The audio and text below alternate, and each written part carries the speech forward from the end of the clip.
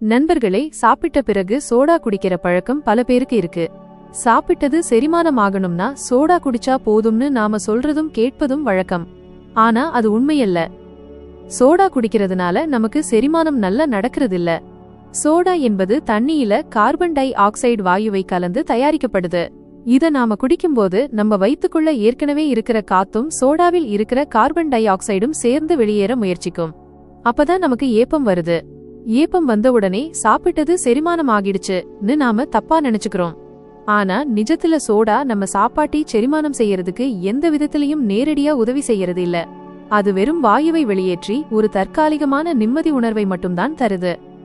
சோடாவில் இருக்கிற அதிகப்படியான சர்க்கரையும் அமிலமும் ஆசிட்ஸ் நம்ம செரிமான மண்டலத்தை பாதிக்கும்.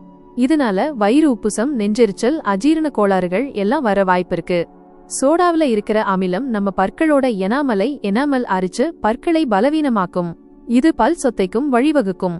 சோடாவில் கலோரிகள் அதிகமா இருக்கு. இத அடிக்கடி குடிக்கிறதுனால உடல் எடை கூடும். சர்க்கரை நோய் வர வாய்ப்பிருக்கு. அதனால சாப்பாட்டுக்கு பிறகு செரிமானத்துக்கு சோடா குடிக்கிறதுக்கு பதிலா வேற நல்ல வழிகளை பின்பற்றலாம்.